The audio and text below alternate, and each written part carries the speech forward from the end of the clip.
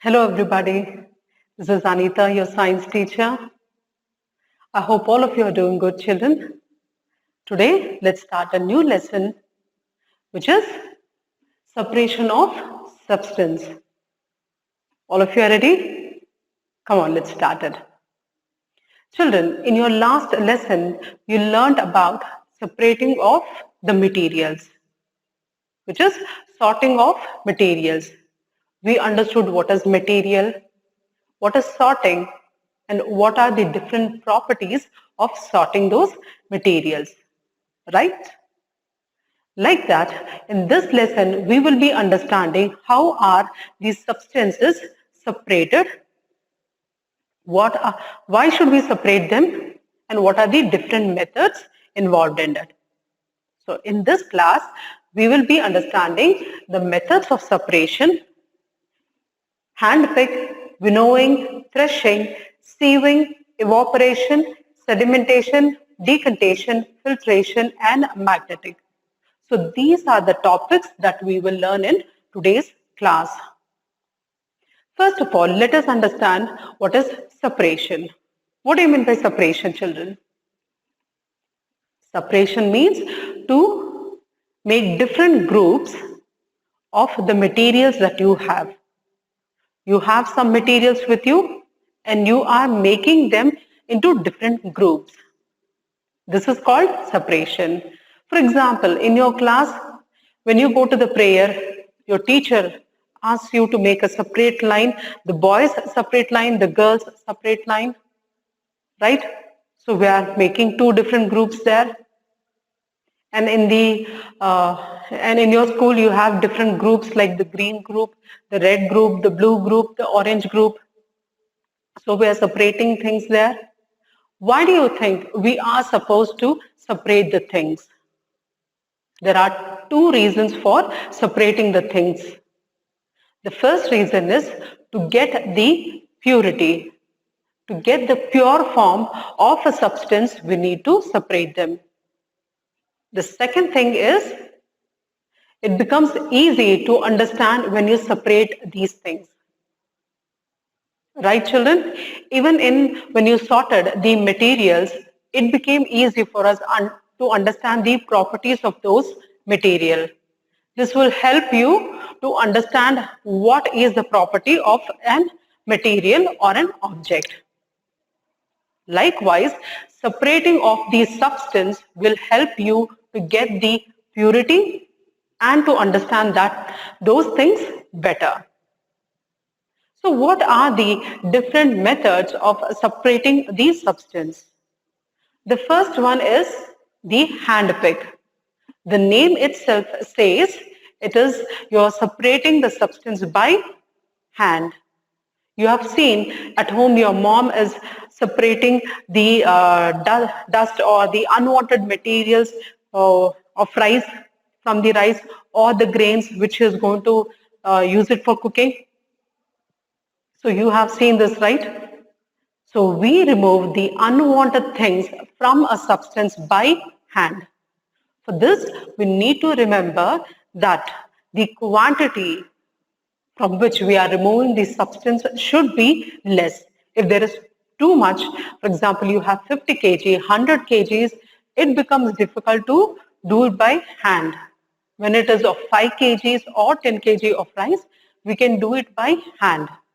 Also, the stone or the unwanted substance in the food that you are removing, it should be bigger than the rice.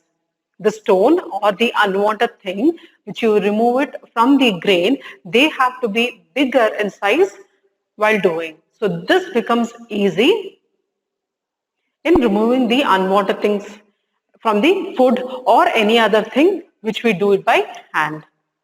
So that is the hand pick. The second thing is winnowing. What is winnowing? You may have observed while going to your village or town or any other place that in the field, the women or the men, they would be standing in a height and they have a basket in their hand and they keep it above their head. They have this food grains like wheat, ragi, all right? They have these food grains and they keep moving it like this. So this process of removing the unwanted from the substance is called as winnowing. In the winnowing, what happens while they are doing this movement, the lighter particle, okay, that could be the husk of the grain, that will move away.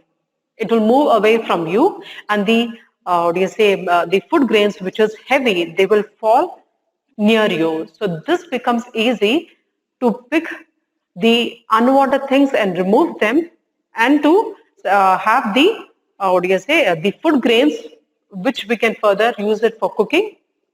Right, children? So in winnowing, when you do the movement, the lighter particle, they move away, and the heavy particles, they fall below you. So you can pick them up and then use it for the sale, and then for further for cooking. This is how the winnowing process happens. And then we have the threshing. In crushing, what happens? There would be these straws which has the grain. It becomes difficult to pick them by hand. If there are like thousands of straws, how will you pick them up, children? It becomes difficult, and you can't use the winnowing process for it. So the farmers, they'll have a bundle of straws, and on a hard substance like the rock or any other hard substance, they hold the straw and they start beating on the stone. So what happens? The grains, they start falling. The straw will just remain like that. Only the grains will start falling. Later, the farmer can pick up those grains and then he can store it. This is what happens in the threshing. And then comes the sieving. What do you mean by sieving? You may have seen this even at home. When your mom is removing the unwanted thing from the rice, like the stone or some other dirty particles, one she is doing by the hand pick, the other thing she uses is a sieving. Okay, she uses that, so the thin particles, they start falling down, and the remaining substance or the food materials will remain in the sieve. You can also notice this in a construction place. You have seen when they are making that cement, they use this mud on a sieving. It's kind of a sheet. Okay, they put the mud on that and they do it like this. So these small particles will all fall down, and the heavier particle, they get separated. Right? So this is how we separate the heavy and the lighter particle of the same substance with the help of sieving. The next thing is evaporation. I'm sure most of you have heard this word evaporation. You may have seen evaporation as well. When your mom, heats the milk or boils the water, you can see that from the water there is this air moving upward. What is this air that you notice, children? It is the water vapor. So the water, which is liquid, it is converting into gas. So it is transferring into gas. This is how the evaporation takes. Here I have mentioned, see, in the sea, we have this sea water. With the process of evaporation, the salt is removed from this water. While doing so, the water, it is getting evaporated into the gaseous form, right? So this becomes the evaporation process, where the water is transferred to gaseous form, and this form of transfer is called as the evaporation. The next method of separation is sedimentation, decantation, and filtration. Here I have drawn sedimentation, decantation, and filtration process so you can understand it better. First, let us understand sedimentation. Let's take a glass of water and put some sand in it. Like I have drawn here, this is a beaker a glass and where we put sand inside the water, wait for few minutes, 5 minutes or 10 minutes. What do you think will happen, children? You will see that the sand has settled down because it is heavier than the water, so it has settled down. This process of the heavy particles settling in the water is the sedimentation, right? Next comes the decantation. Now, what is decantation? Okay, now you have this beaker in which the sand is there and the water is there. You want to separate the water and the sand. So you take another big glass, you pour only the water into the other glass without disturbing the sand. So when you pour the water to this glass, so the water is transferred to the glass and the sand will remain in the old glass. This process of separation of water and the sand is called as the decantation. See here, you have the water and there, this is the water with the sand. So you're pouring the water inside this. We only have the water. The sand remains in this glass. So here the decantation takes place. The next one is the filtration. What is this filtration? I'm sure you have heard the word filter.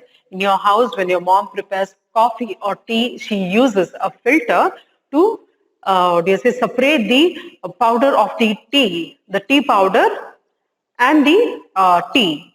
So she uses a filter. From the bowl, she pours the tea. The tea powder remains in the filter. Only the tea comes down, which we can drink. The same way, after you have done the decantation, we have this water. In this water, there could be small particles of the sand. If you still want to get a pure water, that is when the filtration is done. You have the water with little sand, and then you have another beaker. You have a filter. You need to pour this water inside this filter, and the remaining sand in this water will get blocked here. Only the water will come. We will get a pure water. This process of removing the remaining sand from this water and getting the pure water, it is called as filtration. I hope sedimentation, decantation and filtration is clear, children. The next thing of separating is the magnetic, which you all have heard, you may have done, you may have seen. This form of separation is very easy. You just have to take a magnet, and if there are a mixture of materials, could be iron materials, wood materials, then steel, plastic, and just move around this magnet over them. The magnet will pull or attract those materials which has the magnetic power in them. This is how you will separate the magnetic and the non-magnetic substance. I hope the points that we discussed, which will help in the separation of a substance like the handpick, winnowing, crushing, sieving, evaporation, sedimentation, decantation, filtration and magnet. I hope you people understood.